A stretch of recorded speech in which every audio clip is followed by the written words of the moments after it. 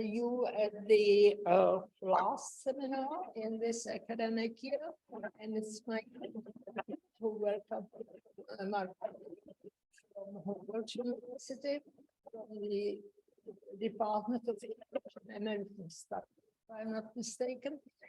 We are happy to have you here. We are happy to be at Discourse again. So I hope that we will be discussion at the end of your talk. So welcome, and the floor is yours. Well, thank you very much for the invitation and the nice introduction. I'm also very happy to be here in your beautiful city, and I've learned it's the last day of the semester. I really envy you. Our semester lasts till mid-July, but we have only started mid-April. Well, what I'm going to talk about today is going to be discourse relations and the way in which we can signal them. In particular, I will talk about signals beyond connectives or discourse markers, because there are lots of frameworks, well, you know that, that annotate these signals, but there is a strategy to annotate them, what that I want to call the relevance strategy. That is to say, you do not really annotate all of these signals that there are in discourse, you only annotate those that you consider relevant for the, the discourse relation that you happen to have. So this is what we want to evaluate, or what we try to evaluate. And so after motivating this topic, I would like to introduce the data set that we used for the evaluation of this strategy. We have a corpus that we used for that we annotated in order to have an empirical basis. And then I will talk about the results. So in particular, there are three questions that we wanted to ask. The first question is, well, how much work would it actually be to encode all the signals that there are? Because, yeah, I don't have to tell you, it's costly, it's time consuming to annotate these things. The second question is, well, you know, how reliable are the results of annotating only relevant signals? Do they tell us something about the distribution of all the signals that there are? And the third and much hardest question is, well, you know, just suppose that it would make sense to use this relevance strategy, and it has proven valuable so far. Well, how could we define it? So far, this happens more or less implicitly. People normally do not talk about it that much. And yeah, we sort of try to inch a little closer to answering this question. This is work that I did together with Debupam Das, probably, a well-known personality in people who do discourse. So this is, the slide to motivate the whole thing. Sort of discourse relations can be marked by non-connective signals as well. So, for instance, we have sense relations between lexemes like antonymy. So the examples, as you can tell, are from the Wall Street Journal corpus. After falling for 3 consecutive months, the producer price index for finished goods shot up 0.9% last month. So falling, shooting up, here we have antonymy. Sometimes we have expressions that more or less paraphrase the relevant discourse relations. So compared with contingent on, so this is similar to what the PDTB, the Penn Discourse Treebank, records as alt lexes, and this is also what is in the Prague Discourse Treebank. So example 2 illustrates this. Every day we're getting new bid lists from whoopee sellers, one trader said, As a result, yields on long-term muni bonds now stand at about 95% of long-term treasury yields. And as a result, really spells out that indeed we're dealing with a result relation in this case. Now, discourse relations can also be marked by specific syntactic constructions. What is well known for English is the subject auxiliary inversion, which can trigger conditionals. But there are also cases like syntactic parallelism in 3, that only a black politician can speak for a black person, and that only a white politician can govern on behalf of a white one. So we not only have the subject predicate object structure, but the subject NPs and the object NPs, they have the same syntactic structure. And then, and this is something that has been known, from the earliest onsets of discourse parsing. So in the work of Daniel Marku and his group, punctuation also plays an important role. So like dashes or parentheses, and in example 4, you can see this. Yet every business owner has to face the mound of forms and regulation, and often is the only one available to tackle it. So this is not new. What is probably a bit more recent is the observation that not all potential signals seem to contribute to the signaling of a specific relation. So you find this in the work in the paper of Hoek and colleagues. So for instance, we have signals that seem neutral, like a lexical chain, you could argue. This basically indicates, okay, there is some discourse relation or other, but it does not necessarily say which, you could argue. So when you have, like in 5, climate varies drastically due to natural causes, said Mr. Thompson. But he said ice samples from Peru, Greenland, and Antarctica all show substantial signs of warming. Then in a way between climate and warming, you could argue there is a lexical chain. In this case, this is recorded as a contrast relation in the discourse, Wall Street Journal discourse corpus. However, there are other signals that even seem contradictory to the relation. Like in example 6, here we have an elaboration relation, but we have antonymy.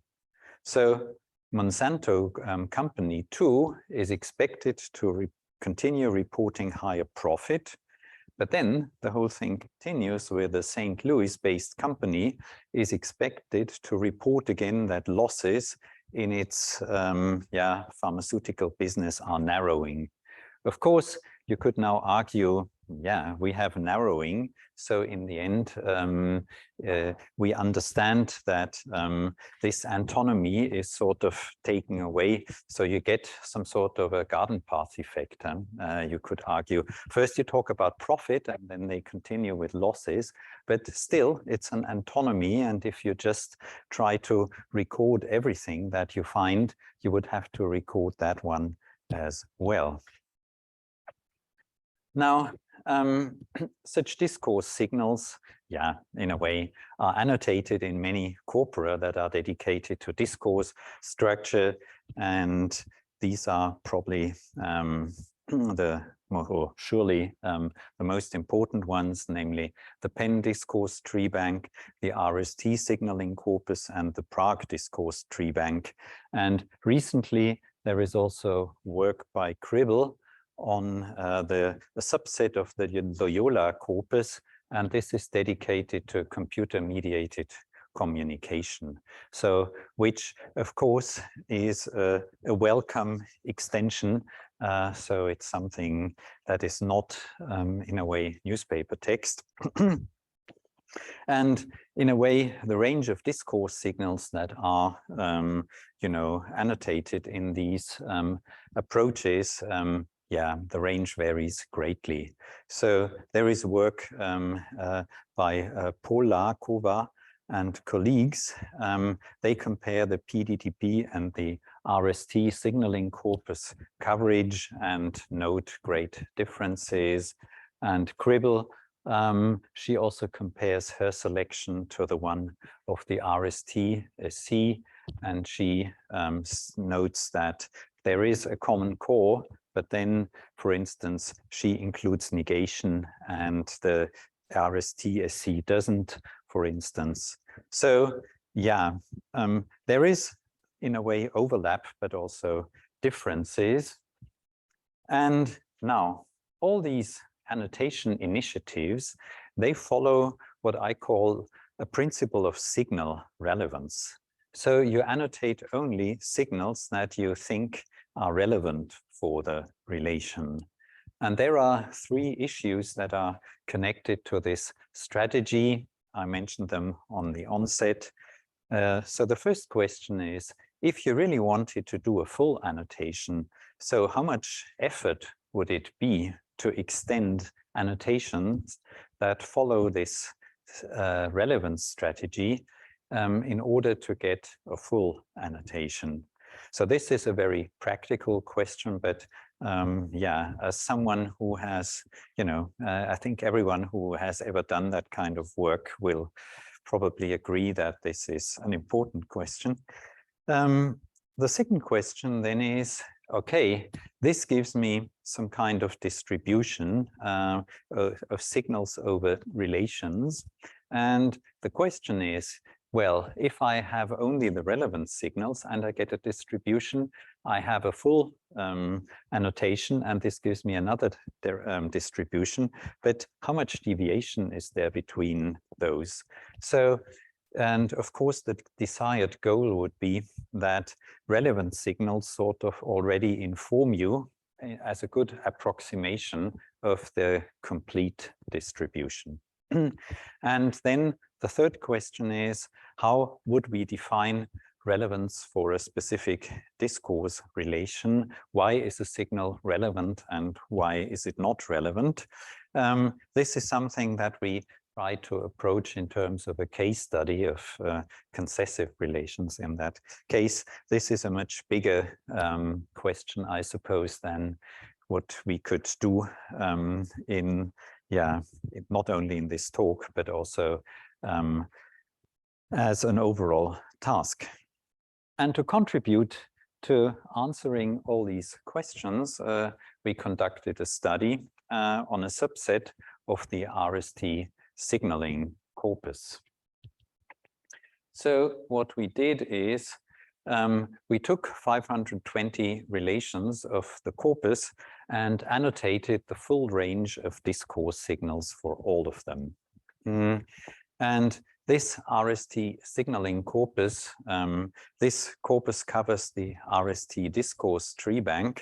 And yeah, I think it's fair to say that it probably includes the widest range of discourse signals. It does not include everything that other initiatives have had, but it has a very wide range of signals. So the subcorpus we had a look at features 5 major relation groups. We tried to diversify a bit. So we have cause, condition, then we have contrast, we have elaboration and temporal. So these groups follow the RST sort of taxonomy. And I know that, so for instance, the contrast group is sort of similar to the one that is used in the PDTP and in the Prague Discourse Treebank. But this, for instance, would also comprise concession. So we wanted to create an empirical basis for the underlying distinction between relevant signals and the other signals. So this is the composition of the corpus. We had 120 causal, 80 conditional, 60 contrastive, 160 elaboration, and 100 temporal relations. And now, the the obvious question is, well, why are there such differences in the numbers? Well, this has to do with the subtypes. In the RST taxonomy, for instance, contrastive has only 3 subgroups, namely condition, antithesis, and concession, and there are many more elaboration subtypes, and therefore, yeah, we try to sort of take into account the wide range of subtypes, and therefore the numbers are not alike. So yeah, we did this annotation. That was Debupam Dus, you know, the creator of this corpus, and myself, and subsequently we adjudicated our results. And we focused on a classification of signals into 16 classes. So what we annotated were a number of sense relations like synonymy, antonymy, meronymy, and then a lot of co-reference relations, syntactic constructions like inversion, participial clauses, you know, present participial clauses, past participial clauses, and the like. And then we have graphical symbols like parentheses and dashes and so on. Right. And of course, whenever you do that kind of joint annotation effort, you also check that you're sort of on the same wavelength. And this is what we did as well. And we found that, yeah, we have 2 results actually. And one result was that if we do not include lexical chains and indicative words, then yeah, I think we're doing okay. But if we include those, yeah, then 0.43 as a kappa is not really, yeah, brilliant, is it? So obviously these 2 classes were problematic. Now, what are indicative words? As a first approximation, you could argue it's similar to these old lexes, but yeah, Debupam Dus took these things really much more serious, and he has a lot more of these indicative words. And this is, you know, I had more this perspective that not everything needs to be an old lex.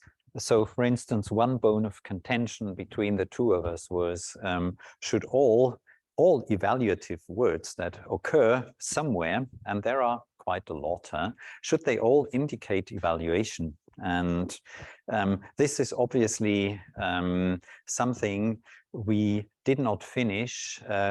So further definition of what an indicative word actually is called for. That's the result. And, you know, for very practical reasons, what we would suggest is that as a starting point, one should have a list of clear cases, especially when you train new annotators and you want to make them aware of the multitude and the variety of these indicative words. Then if you give them a list to sort of get an idea, to get the hang of it, this helps them with evaluating what is not on the list. And it also, you know, following Zipf's laws, you know, you could sort of list, let's say, 80% of the cases that actually occur. So this would really help with annotation agreement. So this is actually a result, and also something that in an update of you know, the annotation manual for the RST signaling corpus will be taken into account. So lexical chains, why are they a problem sometimes, or why is there more disagreement? The observation is that they are a matter of degree and also depend on non-linguistic conceptual knowledge a lot. And well, as long as items are taken from the same lexical field and your knowledge, your linguistic knowledge suffices, lexical chains are not a problem. So look at 7. A frozen mountaintop in Tibet may offer an important clue about whether the Earth is warming perilously. Yeah, and frozen and warming, they're not really antonyms, but in a way, obviously they belong to the same semantic field, no problem. Now, with the Wall Street Journal corpus, you know, there is a lot of stuff about the stock exchange, and an example like 8 illustrates this. We're going to trade one price on the bell. That meant no trading would occur in the final seconds. And yeah, you know what the bell is? Actually, at least in those times, I don't know if they still do it, the start and the end of the trading was indicated by a physical bell that was rung. And yeah, it was an honor to actually be allowed to ring that bell. So sometimes celebrities were allowed to touch it. And now, when you know that connection, that the bell basically means either the beginning or the ending of the trading, then in a way, final seconds, you see the connection between the two. And in some cases, it's really world knowledge. And look at 9. This hasn't been Kellogg Company's year. The oat bran craze has cost the world's largest cereal maker market share. Well, I think we all know this company and its products. So this is an easy example. This is a piece of world knowledge that I think a lot of people would share. But with all this American stuff and companies that, yeah, probably don't exist anymore, this can get very technical. And then the question really is, if you have to conduct more or less a Google search for 20 minutes in order to understand these things, should that really count or not? And this is an open question, and obviously such lexical chains can also deteriorate over time. So, you know, at the time, so we're talking about the 80s, huh? When this corpus, the events of this corpus. So sometimes you recognize historical events or something. Yeah, a lot of this stuff simply has been forgotten in the meantime. So that's why lexical chains really are problematic. And now, let me have a look at the results. And the first question was, well, you know, what about the annotation effort? So we had the RST annotation, and we had the new annotation. And now if we compare those, then we find that in the RST there are 258 discourse markers and 404 other signals for this sample. So you could say it's basically half a discourse marker per relation and something like 0.78 other signals per relation. And now in the full annotation, we only found 5 more discourse markers, which had been overlooked. But you know, I thought that was a pretty cool result. So 2%. So that's what I call recall, isn't it? But we found 886 additional signals. So in a way, the ratio of discourse markers per relation hasn't really changed. But in a way, the number of signals per relation has tripled, more or less. So the augmentation, it does not affect all the signals in the same way. So it affects a subset of the signals. Lexical chains are amongst them, and this ties in with the findings of Poláková and others. Lexical chains are vary a lot between annotation initiatives. Syntactic constructions like nominal modification and relative clauses, they also, we found a lot more than were annotated. And yeah, these indicative words so this altlex thing. So this shows or suggests, let's say, because our sample is small, that annotating all the signals would require considerably more effort. So in a way, by not annotating all the signals and restricting oneself to only the relevant ones, this is sort of saves a lot of time and effort. So it would be, in a way, nice to stick to that. And actually, the next question is, yeah, can we do that? And we have called this how reliable is the relevant annotation. So what does the relevant annotation tell us about the full annotation that we don't do? So from the viewpoint of correlating signals and relations, in a way, a restriction of the annotation is not necessarily a problem. Yeah, you know, if you ignore the right signals, as it were. So the question is, are we able to predict the eventual correlation for the full range of signals by just annotating the right ones? So we try to gauge the quality of the prediction by comparing, you know, what happens in the relevant annotation and what happens in the full annotation. And this would be attractive. So that's the hope, more or less, that in a way, if this relevant annotation is already highly reliable, and if we can show that, that would be very nice, because this would mean not only do we have sort of an interesting annotation, but we also have something that tells us what the full distribution of signals would be like. So what did we do? You know, just to illustrate things, I have a selection of the relevant signals. And yeah, so you see lexical chains. So we go from 209 to 367. So that's considerably more. Indicative word, here we also have an increase. This is repetition from 22 to 40. That's almost twice as much.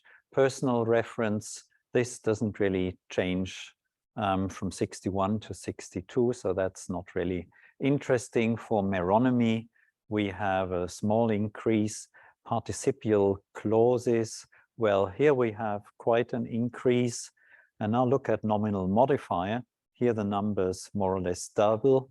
And for this means that the subject in the second unit of a discourse relation is a meronym of something in the first unit of the discourse relation. And here you see that this is something that pertains in particular to elaboration. And here we see an increase of 50% or something. And this means, okay, the subject NP of the second unit in a discourse relation is co-referent with an entity in the first unit of the discourse relation. And here we also see an increase. Yeah, you know, just to show you some figures. And of course, yeah, to process this in real time is hard. So what we did, I tell you, we compare signal distributions in terms of relative entropy. So, you know, the Kalbach-Leibler divergence. So, and in a way, you typically write this as S of Q and P. And so what does this mean? The idea is that P here would be a signal, a distribution over the relevant signals, and Q takes into account the full range of the signals. So how can you paraphrase this? You can either say, okay, this entropy is the information that you gain when you discover that the probability distribution is actually Q, while you thought that it was P. So in a way, the information that you have is this relevance annotation. And then you do a full annotation. How much information would this actually bring? Or you can also sort of view it the other way around. This entropy tells us how much information would you lose if you assume the approximation when in fact Q, the full distribution, is the case. And the hope, of course, is that yeah, this entropy is not huge. Yeah, and you express this in terms of a number, a positive number including 0, and well, 0 would mean equal distribution. And so here are the results, because we tried a number of different calculations. So the first calculation we did is you take all the cells, so the distribution of all the signals across all the relations, and there we found an entropy of 0.003. The next thing we did is we had a look at the distribution of individual signals across all relations. So let me just, what we mean by that is, for instance, let's say we have indicative word. How does indicative word sort of distribute across all these 5 relation types? This is something that you can compare. And here you see differences. And yeah, so for lexical chain, the difference is the highest. For meronymy, it was the lowest, and anything else is in between, so I did not show you the full range. Something like are not so interesting because they don't even change. So here you see that this full annotation actually affects yeah, signals to a different effect. And this might also be an interesting avenue, you know, when you sort of repeat this exercise on a larger scale, it might turn out that for some signals you can basically do with a relevant annotation. For other signals, it might be worth the while doing a full annotation. So you could sort of also yeah, have a compromise between both, and such calculations might help. What we also did was to have a look at relative entropy for the distribution of signals across individual relations, the rows. So again, let's go back to that. So you can, for instance, ask yourself, okay, what are the signals that are used for causal relations? What is the distribution of those? And you can compare those as well. Yeah, this is what we did. And we found that actually for conditional, there is the least sort of entropy. So this means the annotation of conditional relations for signals is the most precise or most reliable with respect to the full distribution of signals. And actually, yeah, for elaboration, and this is probably not surprising because elaboration, you know, has a contested status anyway. So here we find the biggest difference between sort of the relevant annotation and the full annotation. And then what you can also do is you can have a look at the distribution of the totality of the signals. What I mean by that is you look at this row. So let's say you have something, yeah, how many are they? Actually, I didn't calculate. So something like 5. Oh, yeah, I have the numbers somewhere. So we here we have a lot more something like 400, I think it was, and here we have 840 or so, and you can compare these distributions, and if you do that, then you get a number in the same ballpark. And now these numbers, yeah, what do they actually tell us? Because the problem is, yeah, entropy does not really encode probability, so you cannot, and the numbers in our test corpus are also quite small. But what we dare do actually is suggest or offer the hypothesis that the relevant annotation actually is a quite reliable approximation of the full one. And that's, of course, something that needs further corroboration, but it's good news, isn't it? So if we now take stock, the first question was, well, would it be nice to restrict oneself to this relevant annotation? The answer is yes. Do we have to do the full annotation, or would the relevant annotation suffice? Well, probably yes. So now the question is, okay, if these the two questions are answered the way we suggest one might answer them, then it would be a good thing to have a closer look at what actually counts as a relevant annotation. So obviously, this is something that people have done with a certain amount of agreement between annotations. But what do people actually do when they do a relevant annotation? So a first approach, of course, would be, let's have a look at numbers. Let's try to find, correlations between relations and signals. This is something that has been done by several researchers. Azar and Demberg have done this.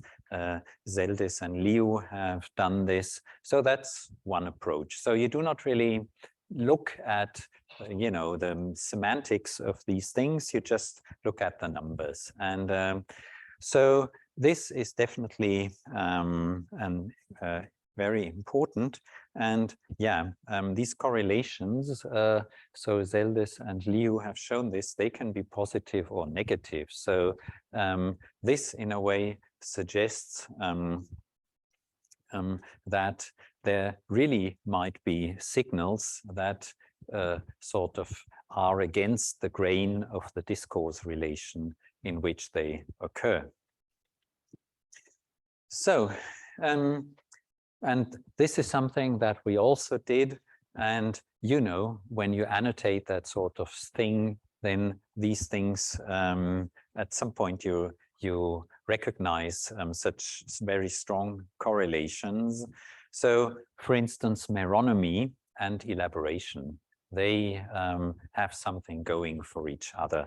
So if we have a subject in the second discourse unit that is a meronym of an NP in the first unit, then this invariably signals elaboration in our corpus. I have an example for you, 10. Racial gerrymandering has been a familiar policy in New York City since 1970. In 1972, the Justice Department required that the electoral map in the borough of Brooklyn be redrawn. And this, is an example where you don't have to sort of check back the history of American economics, because Brooklyn is, it's one of the 5 boroughs of New York City. So this is a clear case of meronymy. So now this is something that you find with connectives and non-connective signals. And this is a well-known fact. So for instance, if is a strong signal for condition relations, and is a weak ambiguous signals. So this has been amply demonstrated in the literature. So so we also had a look at numbers, and So what is the quantitative distribution of the full range of the signals? And of course, this has to be taken with a grain of salt because the sample is small, but there are some potential correlations that you could use, as further hypothesis maybe. So nominal modifier, this is something that is, positive for elaboration and negative otherwise. And meronymy, yeah, this is positive for elaboration, but negative for contrastive and temporal. And of course, one of the open questions is, what is the granularity that you need here? So this is just, very coarse-grained correlations. And on the last slide, I showed you when you have a subtype of meronymy, then you can make a much more precise prediction, or you get a much more precise correlation. So this, I think, will be something that we have to do in the future to sort of have check this for more fine-grained signal distributions and also relation subtypes, and then see what happens there. Now this is quantity, and a qualitative definition would also be possible. And yeah, what would a qualitative definition amount to? The idea is it would target the common ground between the semantic contribution of the relation and of the signal. And whenever you try to define a semantic relation, then you also try to describe, well, what is sort of the added semantic value that it brings in. And in a way, you can do the same for a signal, as it were. Of course, eventually what you would like to have is qualitative and quantitative definitions to sort of back each other up. So if you make a prediction due to the quality of to the semantics of relation and signal that they should co-occur somehow, then this should be reflected in the numbers and vice versa. So if you have a strong correlation, then this suggests there might be some semantic reason for that. And of course, this is not easy to disentangle this. And yeah, you guys here know this yourselves, because you sort of try to disentangle such things. So you report that for only and just, for instance, that signals can accompany discourse relations for different reasons. So these predictions are not that straightforward as you might think. And yeah, we can also offer some complications here for as well.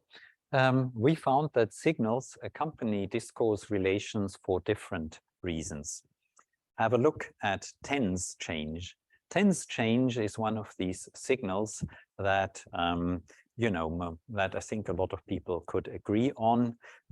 This often has the function of signaling something, but when you look at background, when you look at condition, then in a way they both have a lot of tense change. You can show that also quantitatively, but they do this for different reasons. So in 11 you have an example of background. Also, the broker-dealer subsidiary Integrated Resources Equity Corporation was renamed Royal Alliance Associates Incorporated. Because of Integrated's widely reported troubles, the unit's representatives had been requesting a name change. So why is there a tense change? This has to do with the fact that the temporal localization of the background information is independent of the temporal localization of the main piece of information. So in a way, this is something, if you just add background information, this might target a time, you know, before, during, or after the time at which this main piece of information is located. And in this case, it happens to be earlier. In condition, well, the decisive factor is that causes typically precede results. Typically, you know this debate. The point here is that, in a way, the tense change is motivated in a much stronger way here, because you have cause and result in these condition relations. And in English, especially with if, this has been become grammaticalized, more or less. But they will have disappointing returns or even losses if interest rates rise instead. So first the interest rates rise, and then, yeah, there are disappointing returns. Yeah, so this sounds, yeah, a bit, this is the 1980s, this is not now, but in a way, this cause result relation, I think, yeah, you know it probably. Then a similar observation would be to have a look at repetition.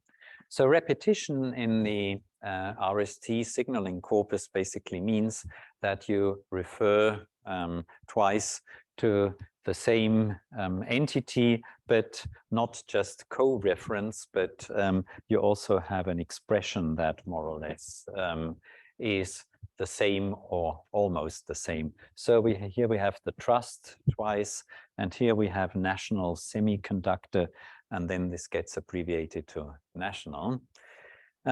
This is something that we find a lot in our corpus, and we say that this, in a way, has a different purpose in contrast and in elaboration. In contrast, in a way, you need similarity. You can only compare things that are somehow similar. If two things are completely different, you cannot really compare them, or you don't. And this similarity can be introduced by maintaining the main referent. So here you talk about the trust. The trust isn't commenting on when it might need to liquefy its Manville stock. However, the trust's cash flow from investments is far short of its payments to asbestos victims. For elaboration, in contrast, here this repetition has a different purpose, because there it is necessary to maintain the main referent, or a part of it at least. This is, yeah, how you would define, I think. You add new information to the same referent. And therefore, this is why we have this repetition here. National Semiconductor is getting ferroelectric technology from Crible Corporation in Albuquerque. National says it agreed to acquire Crible's assets and so on. So this, in a way, adds information on National Semiconductor, and therefore we find this repetition.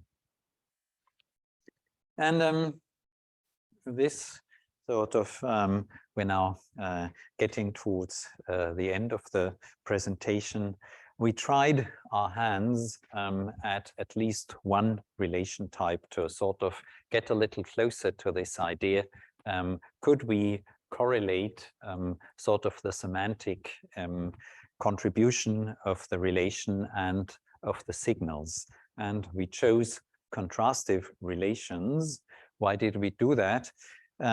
Because we felt we could define them on the relation level, namely as involving similarity and difference at the same time, which make them interesting also for the range of signals that you find in these annotation initiatives.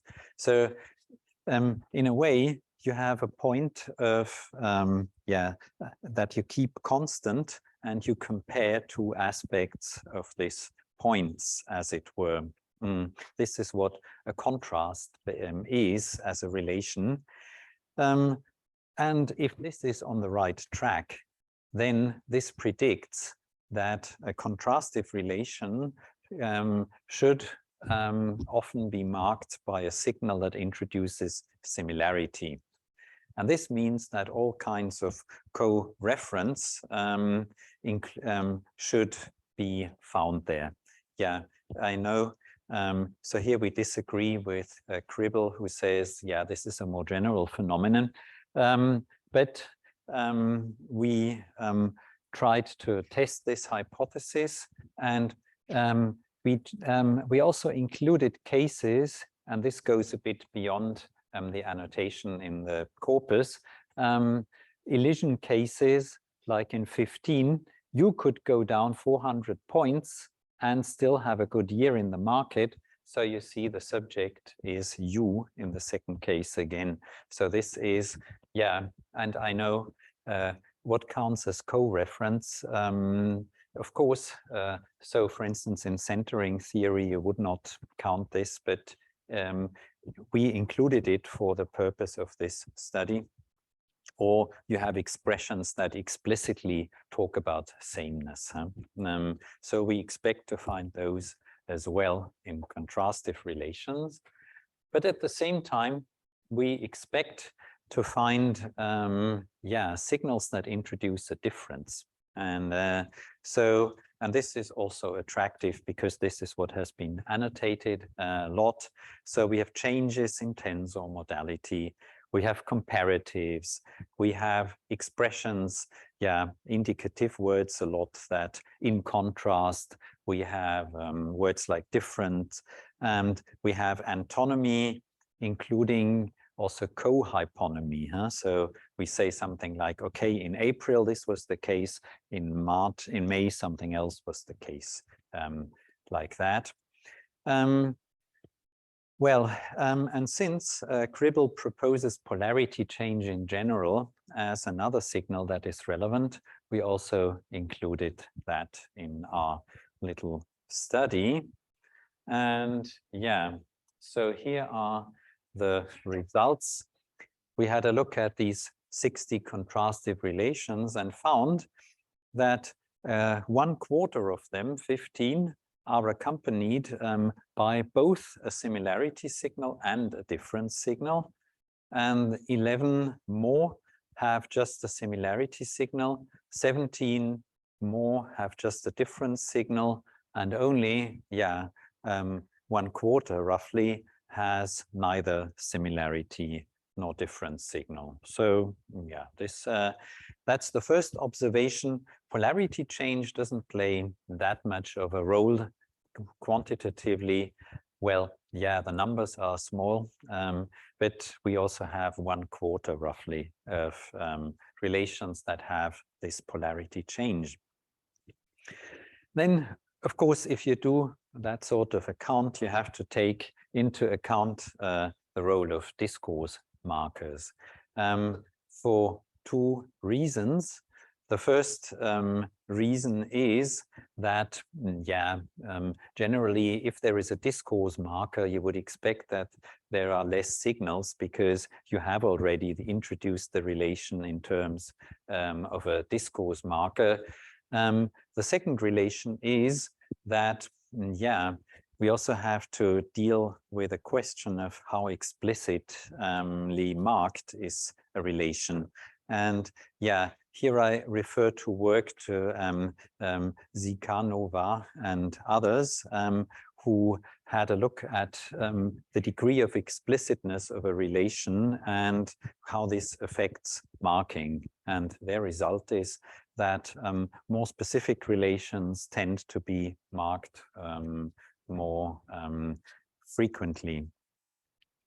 Now, this actually, the second point, did not play a role in this sample. So you see, we have only 4 of the 60 relations where there is no marking at all. And we do have differently specific relations here. Concession is more specific than contrast or antithesis. Antithesis is almost the same as contrast in the RST framework. So, and of these four, well, two are concession, one is, actually one is concession, two are contrast, and one is antithesis. So, but yeah, this does of course not invalidate this hypothesis, but it's just something we also took into account.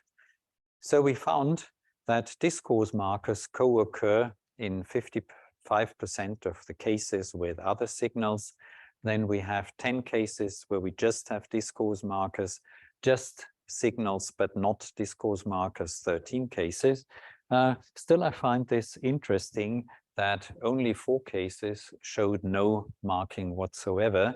And actually, if you look at the examples, and yeah, sometimes, you know, in the Wall Street Journal corpus, you look at things and you're not very happy with the way that things have been classified.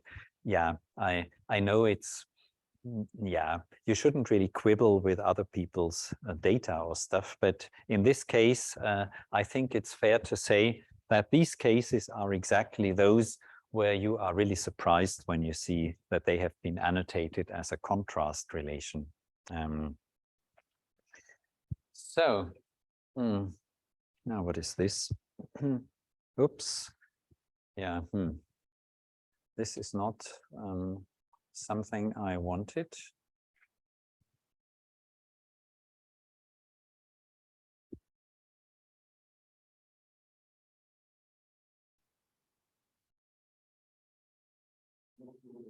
Yes, please. Right. Thank you very much. Now, when we try to interpret these results, then, yeah, I think it's fair to say that both difference and similarity signals appear in a substantial number of the contrastive relations. And what is more, they do so especially when there is no discourse marker. So we have 17 cases where there was no discourse markers, and in 13 of them, we found these other signals. Difference markers appear a little more than, let's say, similarity markers. What we also found is that polarity change does not really play a major role in this sample. In particular, it does not function as a replacement for discourse markers. So out of these 17 cases without the discourse markers, which you would argue are in special need of being marked, yeah, then it's not that polarity change would step in these cases. So yeah, these data we contend they provide first evidence. So you see all the hedges here. That our predictions for contrastive relations are borne out. And for polarity change, yeah, we would need more data to sort of decide this question. This small sample does not really sort of confirm this. Of course, yeah, you could argue that this is just a first step. So we took one single relation and tried for this one relation to sort of correlate it with discourse signals. And this, in a way, is an illustration of the way in which we think this enterprise needs to be conducted. And there is a lot more work here to be done, obviously, but I think it might help us to really define what a definition of discourse relevance is. So at least for the case of contrastive relations, we would contend it's these items that indicate similarity explicitly and those that indicate contrast explicitly. And yes, to wrap up, so what did we do in this work? We investigated the strategy of annotating only discourse signals that are considered relevant for the relations. in particular, we discussed 3 questions that ensue from this strategy. The first was, would integrating the other signals be a huge effort? Well, yes. Is it necessary to include these other signals? Well, perhaps no. At least that's what our data suggest. And how could one define relevant signals for a specific relation? Yeah, the idea is we can bring together basically quantitative and qualitative measures here.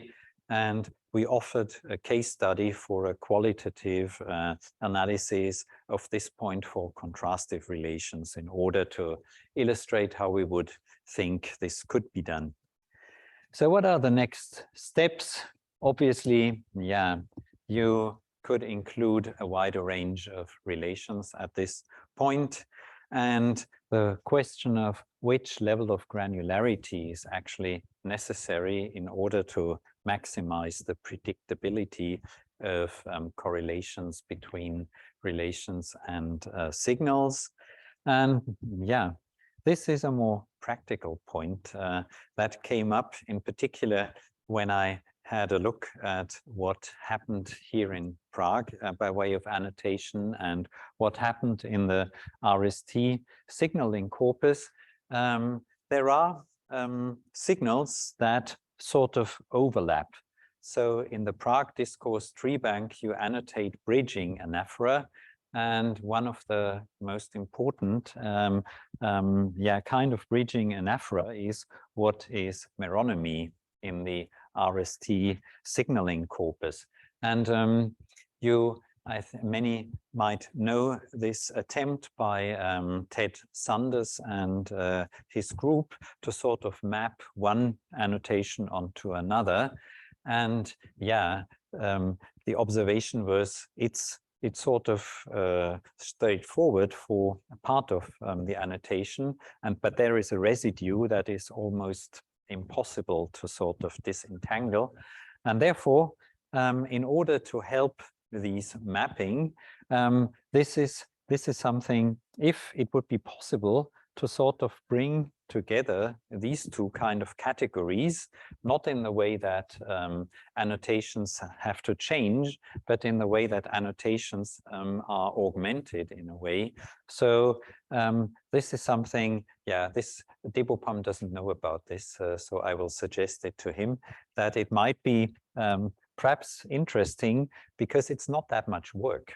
You have all the meronymy, and the meronymy is the major part of these bridging anaphora, to sort of have a look at and include the rest as some sort of, and then nothing changes in the corpus. There is just an additional piece of information. And I think, yeah, this is an afterthought of this work, that this might also be something to bring together all the initiatives that deal with annotation of discourse signals. Yeah, and that is all that I wanted to say. And now I'm looking forward to your questions and comments. Thank you very much for your attention.